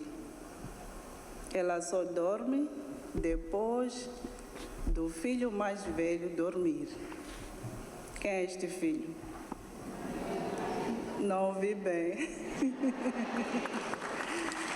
Getachap entende que a mulher moçambicana tem valências para a promoção da paz, desenvolvimento e bem-estar. Há casais que o homem dá tudo, deixa comida, tem um bom carro, tem uma boa roupa para a mulher, a esposa tem um bom emprego, mas não existe o amor. É verdade ou não é? Depois a mulher pula a cerca e as pessoas perguntam, ela tem tudo? Não tem tudo. Não tem a coisa principal, que é o afeto do seu esposo, o afeto da sua esposa, afeto de um pai para os seus filhos. Então, o amor é a base de todas as coisas. Para a primeira-dama, a Gala Mulher Nota 20, serviu também para pedir a contribuição dos participantes na proteção dos mais vulneráveis, sobretudo as crianças e idosos. A Aliança Global para Vacinas manifesta interesse em continuar a apoiar Moçambique em 12 principais vacinas durante os próximos 5 anos. De visita ao país, o Centro de Saúde 2, na cidade de Matola, esta quarta-feira, porta de entrada do grupo, onde ficou impressionado com os níveis de aceitação das mães aos programas de imunização infantil. Moçambique foi um dos primeiros países a manifestar interesse em integrar o pacote das reformas da Gavi, que tem como um dos principais focos garantir a imunização de crianças em países mais pobres, decisão que conferiu ao país algumas prioridades. Mozambique will continue to have the Gavi support for most of the vaccines that you have in your portfolio, for HPV, for malaria, for measles and rubella, for the PCV vaccine. So I'm here to convey to your government and to you, Your Excellency, that funding for 12 vaccines will continue for the next 5 years. Queremos reiterar o nosso agradecimento e encorajar para que continuemos a trabalhar juntos. O vosso apoio está a ser muito útil. Se não fosse, provavelmente teríamos mais dificuldades. Questionada sobre a possibilidade de Moçambique ser um dos primeiros beneficiários caso sejam desenvolvidas vacinas para doenças como diabetes e HIV, a diretora executiva da Gavi respondeu nos seguintes termos. There is no vaccine against HIV and there's also no vaccine against diabetes. But of course, there are ways to prevent diabetes and there are ways to manage HIV. Gavi focuses more on infectious diseases that affect children. These are the vaccines that have been introduced in Mozambique and have been scaled up, and we are here to discuss with the government how we can collaborate better. Além do Centro de Saúde 2, o grupo vai visitar uma brigada móvel integrada numa feira de saúde no distrito de Maracuene e o armazém central de vacinas no complexo logístico do Zimpeto. O Fórum das Associações Económicas de Pessoas com Deficiência vai realizar hoje, dia 11 de junho, uma mesa redonda para a discussão sobre a remoção de barreiras aduaneiras e a importação do protetor solar para pessoas com albinismo. É tema para o nosso espaço de entrevista e contamos em estúdio com Milton Monjovo, presidente da Associação Amor à Vida. Muito bom dia, seja bem-vindo. FAMOD quer a remoção de pessoas, ou seja, a remoção de barreiras aduaneiras para fármacos com destaque para o protetor solar, essencial para pessoas com albinismo. É uma batalha que vem enfrentando já há bastante tempo. Alguma resposta positiva sobre este assunto? Bom dia aos telespectadores. Realmente é uma batalha já antiga e infelizmente ainda não temos a resposta que precisamos, mas acreditamos que é um caminho que vamos percorrer e que vamos conseguir vencer. Na verdade, já temos um sinal verde, porque a Lei 10/2024, que é a Lei de Promoção e Proteção dos Direitos das Pessoas com Deficiência, ela já prevê a isenção na importação de protetor solar. Contudo, nós achamos que a isenção apenas não é suficiente, porque a isenção tem seus processos. É preciso submeter pedidos com antecedência, enfim, e ele vai correndo, faz o percurso normal de um processo até que seja concedida uma isenção. O que nós achamos que é ideal é que o protetor solar, ele primeiro faça parte da lista essencial de medicamentos a nível nacional, que vai permitir que, por exemplo, instituições como o Ministério da Saúde possam adquirir e possam disponibilizar no Sistema Nacional de Saúde para que as pessoas com albinismo possam comprar ou então ter gratuitamente. A segunda questão tem a ver com a questão da taxa zero. O que nós achamos ideal é que o protetor solar ele faça parte dos produtos de taxa zero, que não pagam nenhum direito aduaneiro no momento da sua importação. Não é? Então, por isso nós achamos que essas duas ações aqui são essenciais, embora naturalmente tenhamos possibilidade de importar e solicitar uma isenção, mas não resolve porque, por exemplo, a isenção, ela quer dizer, qualquer pessoa que importar pode pedir. Contudo, se for um produto de taxa zero, significa que qualquer importador de medicamentos que importar o produto solar, ele vai comprar, não vai pagar direitos e automaticamente o consumidor final, que são as pessoas com albinismo e não só, poderão adquirir o produto solar a um preço muito mais reduzido do que se vende atualmente. E já em 2025, a Organização Mundial da Saúde incluiu o protetor solar de amplo espectro na lista de medicamentos essenciais, reconhecendo como instrumento de saúde pública, mas o país, segundo o FAMOD, continua o protetor solar a ser classificado como um cosmético. O que é que diz as autoridades quando confrontadas pelo FAMOD? Bom, a princípio há uma boa vontade, na verdade, em tentar se ultrapassar essa questão. Mas também é preciso considerarmos que, por exemplo, a OMS introduziu o protetor na lista de medicamentos essenciais em setembro do ano passado. E é uma ação um pouco recente, não é? E também essa ação da OMS, ela naturalmente não vincula logo os Estados, não é? Cada país, em função das suas condições, das suas possibilidades, vai tomar as decisões que acha que são necessárias para garantir que as pessoas com albinismo tenham acesso ao protetor solar. Mas também há um detalhe que é preciso clarificar, é que, por exemplo, a questão da introdução do protetor solar na lista de medicamentos essenciais da OMS, ela não vincula apenas as pessoas com albinismo, é mesmo para todas as pessoas que precisarem usar o protetor solar. Porque, por causa das mudanças climáticas, por exemplo, que vão causando o aumento das temperaturas e por aí em diante, há uma necessidade de mais pessoas, não é, usarem o protetor solar. Há pessoas que têm vitiligo, há pessoas que têm... E há problemas que mesmo não têm albinismo, mas têm problemas de pele que precisam de usar protetor solar constantemente. Então, a ideia da OMS é mais ou menos essa. Naturalmente que esse ato foi tomado porque as pessoas com albinismo a nível mundial mobilizaram-se e fizeram um processo de advocacia para garantir que realmente o protetor solar constasse da lista de medicamentos essenciais. Agora, o país realmente ainda não deu esse passo, mas, como dizia, não basta que o protetor solar conste da lista de medicamentos essenciais. Eles têm que estar na lista, mas também tem que ser adquirido e tem que estar disponível para as pessoas com albinismo. É por isso que, por exemplo, nós achamos que, olhando para aquilo que são as condições do nosso país atualmente, achamos que, se calhar, o ideal pode ser que, ok, ele vai constar da lista de medicamentos essenciais, mas é importante que ele também faça parte dos produtos de taxa zero.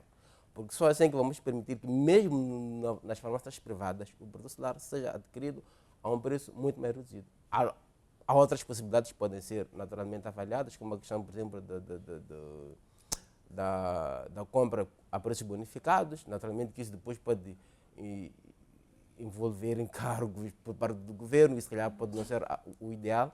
Então achamos que... Mas é um passo que nós vamos aos poucos chegando lá, até porque, por exemplo, a política ou o plano multissetorial para o albinismo, ele já previa, por exemplo, a questão da isenção ou da taxa zero do protetor solar.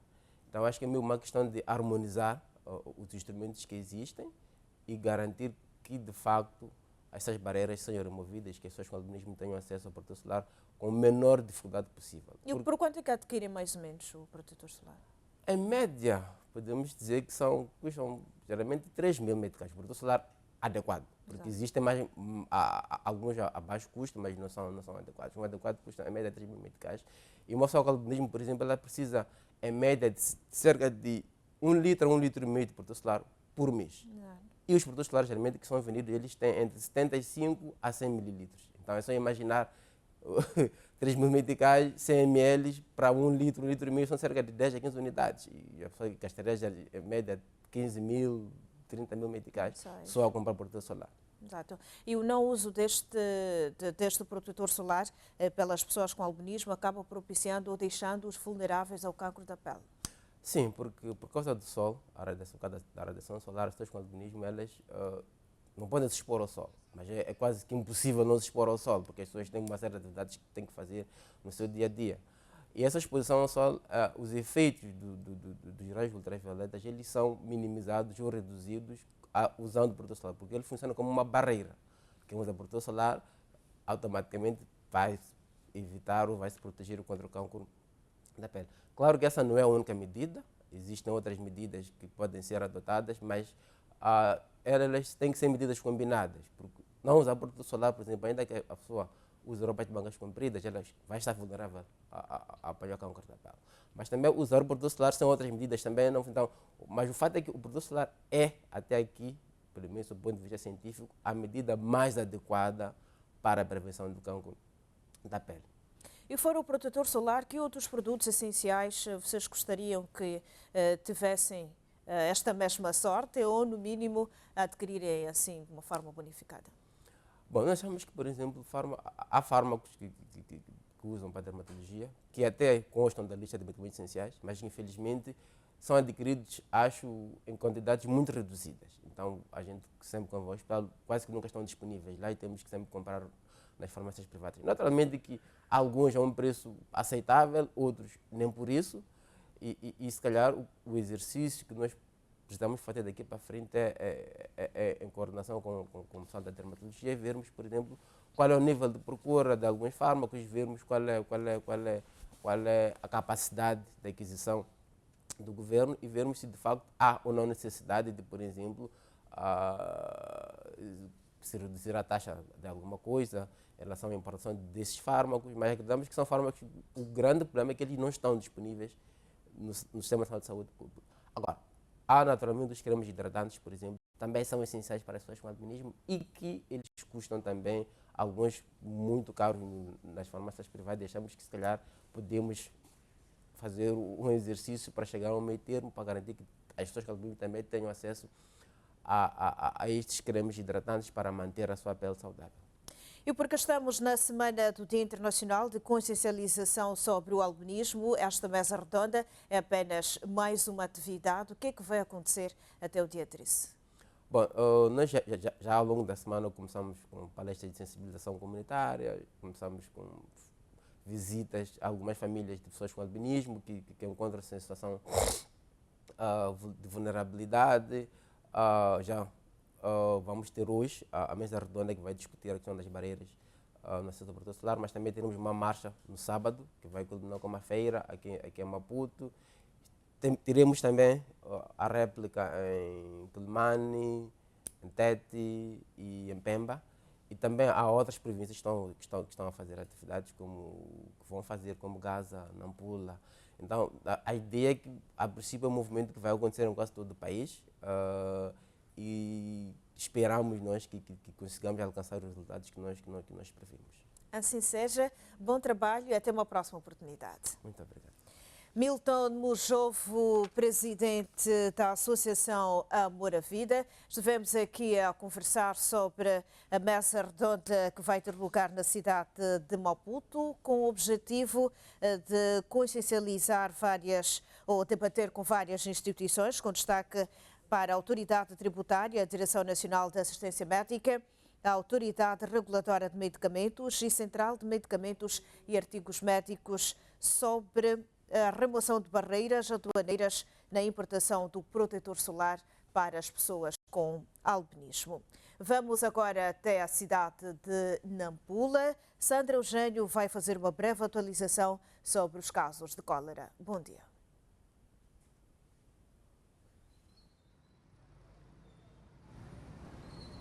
Bom dia, Rosa Rafael. Bom dia, Moçambique. Respondemos em direto a partir da cidade de Nampula. Desde finais do ano passado, a província de Nampula tem vindo a registrar casos de cólera e, para tal, vamos aqui fazer atualização sobre estes casos. Estamos aqui com Jaime.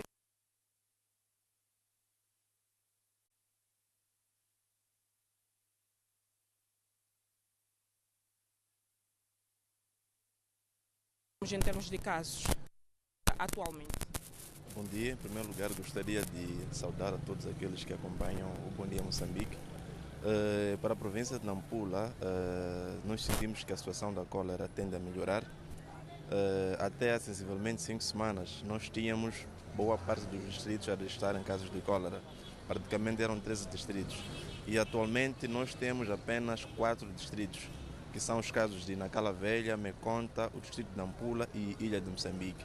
Mas vale a pena referir que desses todos os distritos, os casos que têm dado entrada são os casos moderados e ligeiros, que em algum momento não necessitam de internamento. Preocupa-nos atualmente dos 4 distritos, é o distrito de Nacala Velha, pela intermitência dos casos. Nas últimas 24 horas nós registramos entrada de 4 doentes naquele distrito, dos quais 3 foram para o internamento e 1 fez seu tratamento em ambulatório. Felizmente, a ilha de Moçambique, Meconta e o distrito de Nampula têm registrado muitas melhorias e nós sentimos que, a continuar assim nas próximas semanas, felizmente teremos que declarar o fim do surto. Vale a pena frisar que dos 4 distritos que nós temos com o surto ativo, desde a sua eclosão, praticamente em meados de fevereiro, março, nenhum deles registrou os casos de registro de óbitos neste caso. De forma acumulativa, desde que nós começamos a registrar os casos de cólera ao nível da província nos finais do ano passado, nós já tivemos o registro de praticamente 3.963 casos, dos quais, infelizmente, 39 perderam a vida. Mas vale a pena frisar que dos 39, apenas 9 óbitos aconteceram dentro das nossas instalações e 30 aconteceram na comunidade. O facto este decorreu por conta mesmo da instabilidade que acontecia ao nível da nossa província naquela época. Vale a pena recordar que boa parte da província registravam muitos casos de desinformação, em que praticamente não havia condições para que os nossos agentes comunitários, bem como colegas, trabalharam ao nível das comunidades. Mas, de um tempo para cá, através da advocacia que tem existido por parte dos nossos colegas, bem como dos nossos dirigentes, sentimos nós que a desinformação baixou e já existem condições para que os nossos técnicos, os nossos comunitários possam trabalhar ao nível das comunidades com vista a sensibilizar a população, a aderir às medidas preventivas e, quiçá, prevenir de forma individual, bem como coletiva, os casos da cólera e diarreia.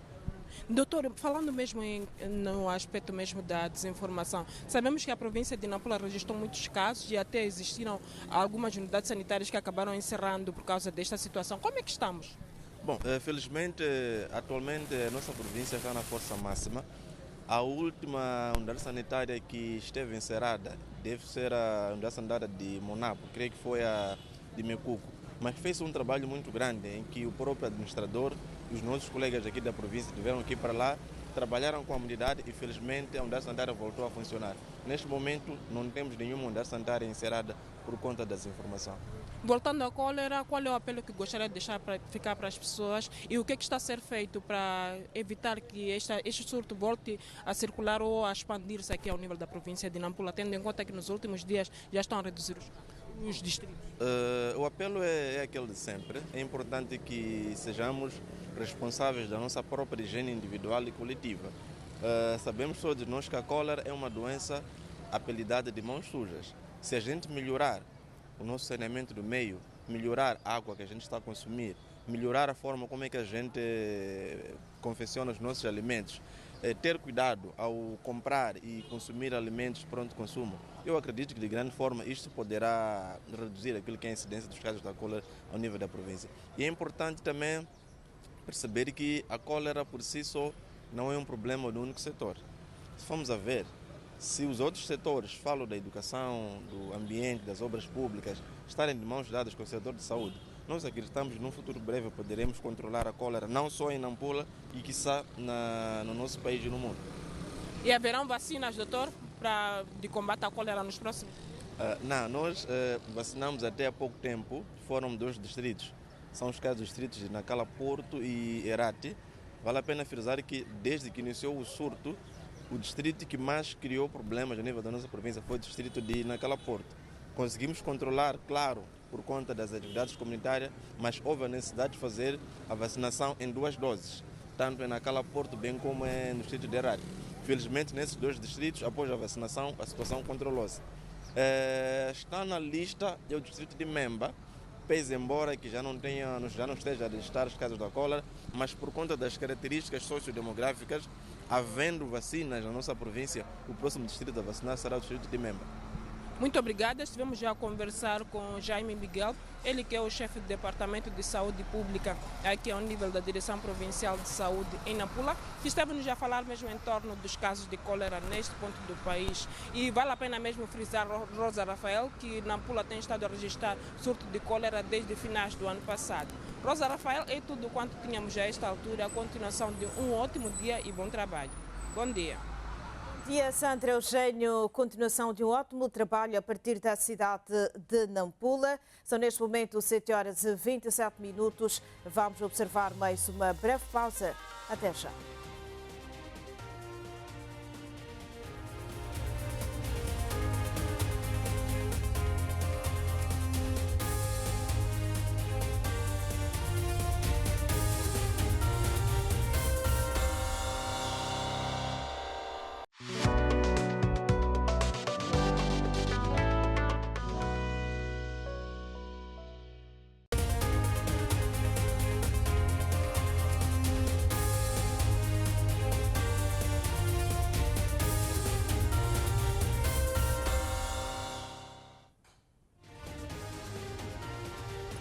Bem-vindo de volta, vamos ao desporto. Arranca esta quinta-feira no México o Mundial de Futebol de 2026, que será histórico por reunir pela primeira vez 48 seleções e por se realizar ineditamente em 3 países. Neste ano, acredito que por terem entrado também 10 seleções com melhor qualidade que nos anos anteriores, acreditamos que podemos fazer uma história. Pedir às seleções africanas que se empenhem mais, que nós vamos apoiar. Os africanos vão demonstrar aquilo que é a potência dos atletas africanos e vão demonstrar também que sabem bater a bola e vão conquistar, vão dar surpresas neste Mundial. As equipas africanas vão fazer o melhor, de modo que logo somos campeões. Por outro lado, desportistas e adeptos de futebol congratulam a televisão de Moçambique pela transmissão de jogos da maior competição mundial de futebol 11. A nossa TVM tem feito muito em termos de cobertura, então espero que mantenham o mesmo ritmo, que consigam fazer esta cobertura para todo Moçambique no seu geral. A TVM está em todo lado, em todo Moçambique, e esperamos que continue assim também nas outras oportunidades, em outras competições. Parabenizar a TVM e dizer que continuem assim, nós confiamos. Como moçambicano, foi uma grande conquista de a televisão de Moçambique ter conquistado a transmitir, portanto, os jogos do Mundial. Está de parabéns. México acolhe pela 3ª vez a prova e os Estados Unidos da América recebem pela 2ª ocasião o evento. E o Canadá estreia-se como anfitrião da maior competição futebolística do mundo. E a grelha de programação da televisão de Moçambique vai sofrer alguma alteração para dar lugar à transmissão dos Jogos do Mundial 2026. Vamos acompanhar a entrevista do diretor de programas, Floriberto Fernandes, no telejornal desta quarta-feira. Floriberto Fernandes, que é o diretor de programas da televisão de Moçambique. Floriberto, o que é que vai mudar a partir da manhã na emissão da televisão de Moçambique? Com esta informação, confirma-se que a TVM vai transmitir os Jogos do Mundial. Boa noite, Brito. Sim, de facto a televisão de Moçambique vai transmitir a partir da manhã o Mundial, começa amanhã, e por essa razão teremos alterações na nossa grelha de programação. Parte das alterações começam pelo facto do telejornal ter de ser alterado. Por exemplo, amanhã o telejornal começa começa pontualmente às 18 horas, para depois dar lugar à cerimónia de abertura dos jogos como tal, e depois o jogo inaugural entre o México e a África do Sul. Qual é a carga horária de transmissão dos jogos deste Mundial, o pacote que a televisão tem? Bom, a televisão tem um pacote de 34 jogos, que é na primeira fase, desta primeira fase, que são basicamente jogos que envolvem seleções africanas, e depois lá para frente, quando chegar à fase de se cruzarem, aí já teremos quer seleções africanas, quer as outras seleções a jogarem entre elas. Na fase de qualificação, sim, nesta fase. Vai-se transmitir todos os jogos até a final? Sim. Está garantido que vai se transmitir até a final. É verdade que na primeira fase são estes os jogos da primeira fase, e depois vai-se para outra fase, e depois quando chegar à fase já da final, naturalmente, aí a partir dos oitavos de final em diante já são jogos mais corridos. Para aquilo que é a primeira, tendo em conta a diferença de fuso horário entre Moçambique e estes 3 países, o que é que vai mudar profundamente, sobretudo nos jogos desta primeira fase? Muda, Brito, muda significativamente a programação, sobretudo há 2 programas que praticamente vão ser retirados temporariamente, que é o Adrenalina Total, no período da tarde, porque os jogos começam às 18 horas, mas a Direção de Desporto precisa de pelo menos 1 hora antes para fazer o pré-match, e o Adrenalina Total ocupa essa hora. Então nós vamos retirar o Adrenalina Total para dar lugar ao pré-match, que vai depois até às 18 horas e começa o jogo. Por aquilo que se observa do calendário desta primeira fase, há jogos programados quase à madrugada.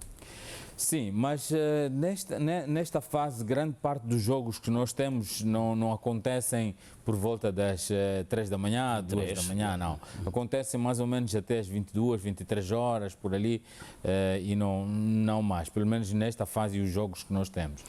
Eventualmente, nos jogos da próxima fase, esses já eventualmente acontecem nessa hora, mas ainda assim a televisão de Moçambique vai transmitir os jogos em direto. Em direto, ok. Fica uma mensagem para os telespectadores. Neste momento começa a festa planetária do futebol. Sim. Já amanhã. Já amanhã começa a festa, e a festa é aqui na TVM. Portanto, ficam já todos os telespectadores convidados, ficam os anunciantes convidados já a explorar este espaço.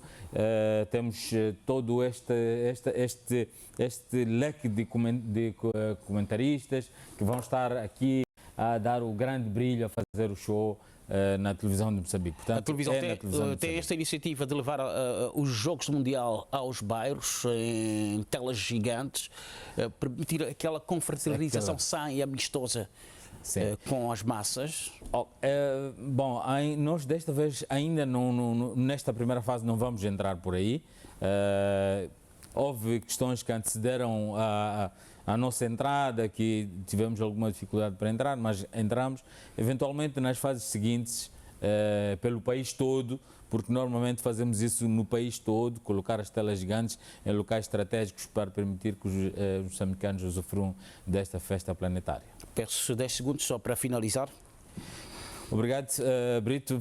Como eu dizia, a festa é mesmo aqui na TVM, o Mundial é na televisão de Moçambique. Emoções do Mundial de Futebol serão aqui na televisão. A festa do Mundial 2026 é aqui na TVM. Acompanha as emoções da Copa do Mundo 2026 com os melhores narradores e comentadores. Continuamos com o desporto e desta vez com uma notícia triste. O futebol moçambicano está de luto com o falecimento de Nildo Gimo, mais conhecido por Pascoal, ocorrido na última terça-feira, vítima de doença lateral esquerdo de referência. Pascoal destacou-se ao serviço do Costa do Sol, clube pelo qual conquistou 2 títulos nacionais e 4 taças de Moçambique ao longo de 8 épocas. O antigo internacional moçambicano representou ainda o Ferroviário de Maputo, tendo participado nas competições africanas de clubes com destaque para a Liga dos Campeões Africanos. Ao longo da carreira, Envergou também as camisolas do Águia do Ouro, Desportivo de Maputo, Xingal de Tete, Machates, Ferroviário de Nacala. Este que foi o último clube da sua carreira, que terminou em 2010. Vamos acompanhar outras notícias. O Aeroporto Internacional de Nacala ganha mais uma companhia aérea internacional depois da sul-africana. Trata-se da companhia etíope, que deverá ligar com voos diretos às cidades de Nacala e Addis Abeba a partir de julho próximo. O Aeroporto Internacional de Nacala está na ribalta ao tornar-se ultimamente num ponto estratégico para as companhias aéreas da região. Depois da companhia aérea sul-africana incluir em fevereiro último nas suas rotas esta nova realidade aeroportuária, segue agora a renomada companhia aérea etíope, que projeta iniciar as suas operações a partir de julho próximo. Como já foi anunciado, teremos voos diretos a Addis Abeba, Nacala, e isto vai incrementar não só a demanda e o movimento turístico de Nacala, de Nampula e de Moçambique no geral. O presidente do Conselho Empresarial Distrital, Roxato Moutinho, diz que a chegada da companhia aérea etíope vai, de certa forma, reforçar a posição de Nacala na rota do turismo global, onde prevê alcançar múltiplos ganhos. Brevemente, Etiópia, a partir de Nacala, Addis Abeba Porto.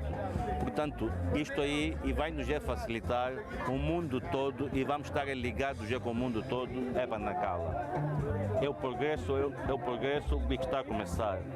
O governador apostou nisso, um governador com muita visão para o futuro mesmo. Este é o maior e mais moderno estabelecimento aeroportuário construído no país após a independência nacional.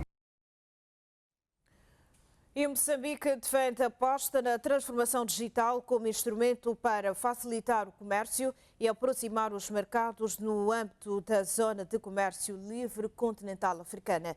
O posicionamento foi apresentado esta quarta-feira pela Secretária de Estado da Indústria, Custódia Paunde, na abertura da Conferência Africana sobre o papel das cooperativas no comércio sustentável e nas cadeias de abastecimento. Mr. McLeod Malonza, please. Representantes de governos, parceiros de cooperação, cooperativas e especialistas do setor comercial participam em Maputo na Conferência Africana sobre o papel das cooperativas no comércio sustentável e nas cadeias de abastecimento. O encontro tem como objetivo reforçar os mecanismos de atuação das cooperativas africanas, promover a integração econômica e avaliar o seu contributo para o desenvolvimento sustentável e para o fortalecimento das economias nacionais. O fortalecimento das cooperativas faz parte da visão de desenvolvimento econômico inclusivo que estamos a promover. Acreditamos que o crescimento econômico deve traduzir-se em benefícios concretos para as populações. Deve gerar igualmente oportunidades para os jovens, aumentar o rendimento das famílias e criar emprego digno. Neste contexto, as cooperativas desempenham um papel importante na organização da produção, no acesso aos mercados e na valorização dos recursos locais. Na ocasião, Moçambique defendeu o recurso à transformação digital como uma ferramenta estratégica para facilitar as trocas comerciais, melhorar o acesso aos mercados e potenciar as oportunidades oferecidas pela Zona de Comércio Livre Continental Africana. A utilização de ferramentas digitais pode melhorar a gestão, facilitar o acesso à informação, aproximar produtores e compradores e aumentar a eficiência das cooperativas. Os participantes defendem ainda a necessidade do setor industrial investir cada vez mais na qualidade da matéria-prima e na agregação do valor aos produtos como forma de aumentar a competitividade e conquistar novos mercados internacionais. Contexto global marcado por desafios crescentes, gigantes, incluindo a necessidade de cadeias de abastecimento mais resilientes e sustentáveis. Estas capacidades são fundamentais. tanto para a África como para os seus parceiros. A conferência debate igualmente questões ligadas às mudanças climáticas, ao uso sustentável dos recursos naturais e à promoção da participação das mulheres na indústria e nas cadeias de valor. As conclusões do encontro deverão contribuir para o fortalecimento das cooperativas e para o desenvolvimento de estratégias que promovam o comércio mais inclusivo e sustentável em África. Líderes religiosos e a sociedade civil no Niassa divergem na proposta de lei de liberdade religiosa e culto. Uns sugerem a redução das 5.000 assinaturas proposta pelo Governo para a Constituição e registro de uma seita religiosa para 2.000 e outras propõem 15.000 assinaturas.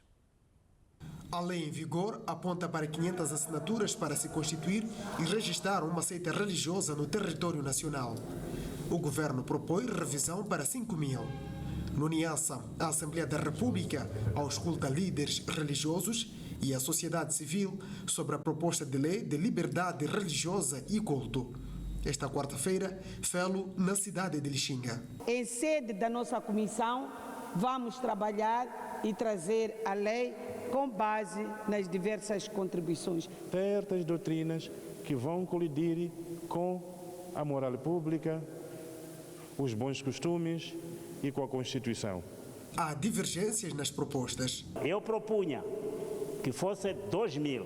Devíamos aumentar até para 20.000, porque se você é uma confissão religiosa, não tem 20.000 crentes. Você então não é nenhuma igreja. A liberdade do direito ao culto e não possa, em circunstância nenhuma, ser usada para justificar o afastamento da criança na escola e legitimar os casamentos prematuros. Igualmente, propõe-se uma lei que regule a proliferação sonora por certas seitas religiosas. Temos igrejas, nossos vizinhos, que perturba muito, que não deixa as pessoas dormir. Estes religiosos pedem que seja criado um espaço para oração em todos os aeroportos do país. Porque há vezes que vamos viajar e permanecemos muito tempo no aeroporto e não há nenhum espaço para fazermos oração. Concluído o processo de auscultação pública em todo o país, a terceira Comissão dos Assuntos Sociais, Gênero, Tecnologia e de Comunicação Social irá submeter as propostas para serem debatidas na Assembleia da República. O Instituto Nacional de Gestão e Redução do Risco de Desastres procura, em Nampula, harmonizar as atividades ligadas à ajuda humanitária junto das organizações públicas e privadas. Na sala, representantes de diversas organizações públicas e privadas, um encontro de divulgação do Código de Conduta para todos os atores humanitários. A ideia aqui é que, durante situações de emergência, os intervenientes, quer públicos ou privados, falem a mesma língua. Dentro da nossa atuação, somos chamados a ter uma postura. Sabemos que somos muitos, temos organizações governamentais, não governamentais e também temos das Nações Unidas e cada um com sua fonte de doação. Mas há aqui a necessidade de encontrar algum tipo de equilíbrio. A delegada do INGD em Nampula avança que houve necessidade de fazer o encontro para evitar a duplicação de esforços diante de um cenário de desastre. Cada um tem seu princípio, regra para aplicar algum tipo de doação, a forma de ser e estar, a forma de atender a própria população afetada. Sentimos que há uma necessidade de termos um padrão, considerar, sermos capazes de identificar os reais beneficiários de uma assistência. O encontro de divulgação do Código de Conduta do INGD para atores humanitários tem a duração de um dia. Há cerca de 4 anos que os 70.000 alfabetizadores de adultos na província de Nampula não oferem seus subsídios. A situação do domínio do setor da educação está a contribuir para a redução do número de centros de alfabetização. Passam anos que alfabetizadores dos mais de 2.000 centros de alfabetização existentes na província de Nampula vêm se queixando da falta de pagamento de subsídios. Soraya Adelino faz parte da lista dos alfabetizadores que não oferem subsídios desde 2022. De 2022, no mês de agosto, até hoje aqui, não teve nenhum subsídio. Só estou a trabalhar só por ajudar moral, a morar a camisola à escola e morar aqui a minha comunidade. É uma realidade, a província encontra dificuldades em algum momento de fazer o pagamento, é verdade, e temos consciência de que temos alguns alfabetizados que não foram pagos até agora, mas esse é um trabalho interno, a Direção Provincial de Educação, junto ao Departamento de Administração e Finanças e ao Ministério, está a fazer um grande esforço. Eles vão ser pagos, mas os processos administrativos estão em curso para terem o seu pagamento. Enquanto aguarda por soluções, a professora Soraya, como carinhosamente é tratada, é das poucas alfabetizadoras que continua a lecionar nesta turma com 29 alfabetizandos debaixo de Cajueiro. Até por mês eu não queria essa turma, levar essa turma, mas fui obrigada, não podia deixar no meio, porque essa turma aqui tem exame, este ano aqui tem exame. Então a minha obrigação é de terminar este ano aqui logo, parar. Estou a ler, estou a escrever, antigamente eu não sabia ler nem escrever. Sabia ler, escrever. Atualmente, a província de Nampula conta com mais de 70.000 alfabetizadores. O respeito pelas medidas de higiene e segurança do trabalho e o reforço da fiscalização estão a contribuir para a redução de casos de mortes por sinistralidade laboral na província de Nampula. No primeiro semestre do ano passado, a província registrou 33 casos de sinistralidade ou acidentes de trabalho e 4 mortes, contra 15 sem óbitos em igual período do ano passado. Empregadores, trabalhadores e governo, na 7ª sessão ordinária do Fórum de Consulta e Concertação Social de Nampula, discutem os problemas candentes no setor do trabalho, com destaque para o fechamento das empresas, as organizações sindicais, a precariedade e a sinistralidade laboral, este último ponto com algumas melhorias. Apreciou-se com algum agrado o facto de termos reduzido de 33 acidentes registrados no primeiro semestre do ano passado contra 15 deste ano. E ainda deixa, digamos, um pouco satisfeito o facto de, nos 33 do ano passado, termos registrado cerca de 4 fatalidades, estamos a falar de 4 acidentes que resultaram em óbitos, ao passo que os 15 que registramos neste ano não resultaram em nenhuma fatalidade. A OTM Central Sindical fala de baixos salários e despedimentos sem justa causa, como os nós de estrangulamento. A maior parte dos números despedidos sem justa causa é no ramo de comércio. O que ele tem feito é a substituição dos trabalhadores. E por causa dos contratos que não obedecem à lei, eles contratam os funcionários por 3 meses, que depois acabam substituindo por outros. Em termos de números, neste momento, primeiro, todos os casos já estão sendo resolvidos e temos 3 casos pendentes que ainda estão por fechar. Qual é o número global? O número global, no primeiro semestre, tivemos por volta de 28 casos. Os despedimentos têm a ver com a precariedade dos próprios contratos de trabalho. Eles reclamaram isso nesta sessão.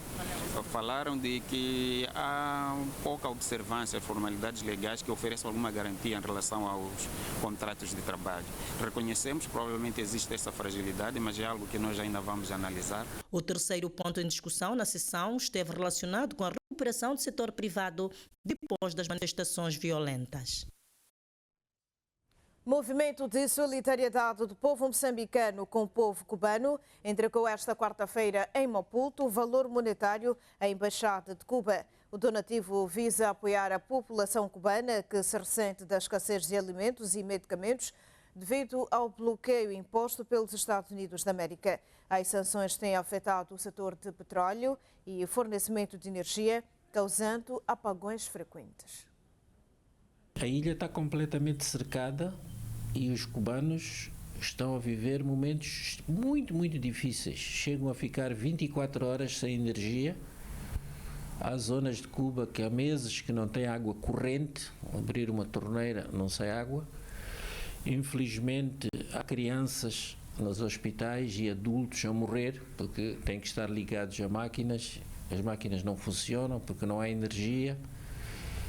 A mortalidade infantil em Cuba, que estava entre as 10 melhores do mundo, piorou muito nos últimos meses, sobretudo, tudo fruto desse bloqueio, desse cerco a Cuba. Não se deixa entrar combustível, vocês sabem que o combustível é a base de tudo e o povo cubano está a sofrer muito. Então, este é o momento de nós, moçambicanos, recordando a nossa história, recordando o nosso passado comum, virmos dizer aos nossos irmãos cubanos: olha, vocês não estão sozinhos, nós estamos convosco, nem que seja em pensamento, estamos solidários e nós pensamos que só estas palavras ajudam os nossos irmãos e as nossas irmãs de Cuba a ganhar um certo alento para resistirem a esta fase tão difícil que estão a passar. Sentimos un cariño especial por el pueblo de Mozambique.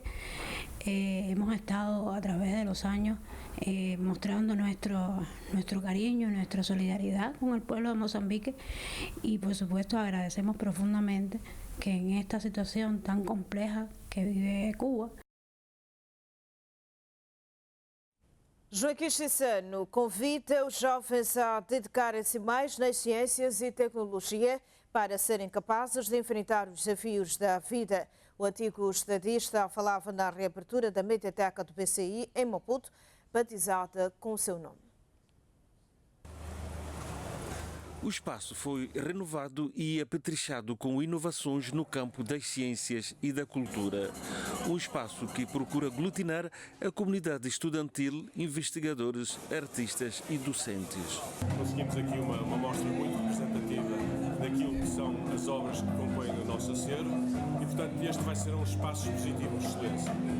Artes plásticas, lançamento de livros, mini concertos, pequenos concertos, workshops, intervenções, todas viradas para a cultura e, claro, deixamos aqui também uma marca naquilo que é a responsabilidade social do banco. Queremos uma biblioteca à altura dos desafios do presente e as exigências do futuro. Uma biblioteca mais moderna, mais inclusiva, mais tecnológica, mais próxima da juventude, mais útil para as comunidades, mais útil para os artistas, para os escritores, para os desportistas, em resumo, uma biblioteca mais relevante para o país. A Mediateca Joaquim Chissano deve moldar jovens a encararem os desafios da atualidade conforme anseia o seu patrono. Onde estão os jovens? Eu também sou.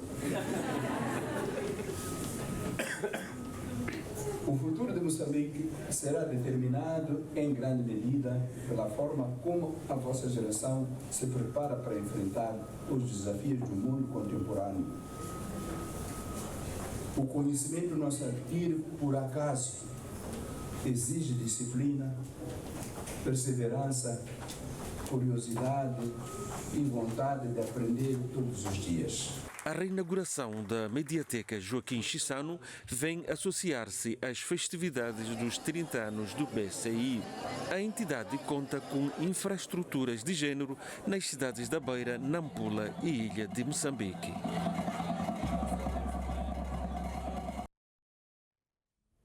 Já está disponível a nova coleção do músico e compositor Raça Viva. Na produção com 7 faixas musicais, intitulada Desabafo, o artista aposta em canções que abordam o amor e episódios da vida cotidiana. Com 20 anos de carreira, o músico e compositor Raça Viva lançou recentemente na província de Nampula a nova coleção de músicas predominantemente românticas com influências do sertanejo e slow music. Intitulado Desabafo, a EP conta com 7 faixas que retratam histórias de amor, sentimentos e convivências do cotidiano, reforçando a identidade artística do cantor.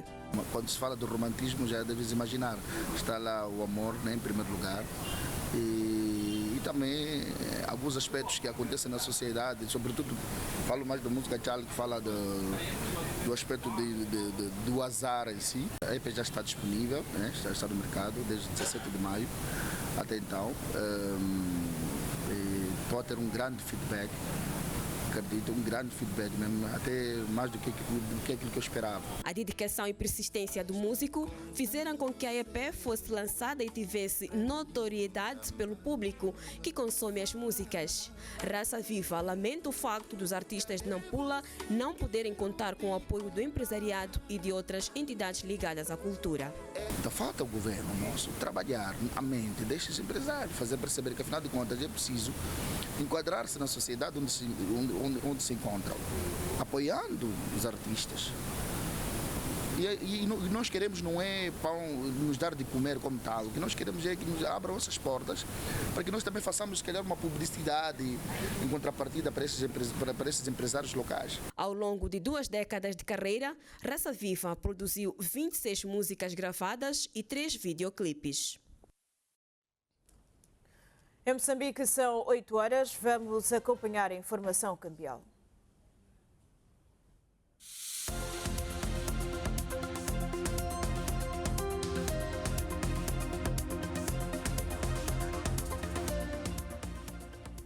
A compra do rand custa 3 meticais,82 centavos, a venda 3 meticais,90.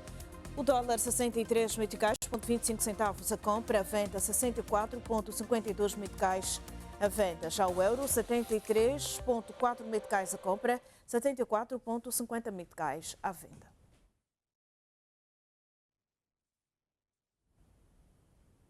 O telejornal desta quinta-feira passa mais cedo, às 18 horas, para dar lugar à transmissão da cerimónia de abertura da Copa do Mundo 2026 e logo a seguir o jogo inaugural que vai opor as seleções da África do Sul e do México. Acompanhe aqui na TVM, que vai transmitir até julho 34 jogos. Esperamos por si, tenham um ótimo dia e nos voltamos amanhã às 6 horas.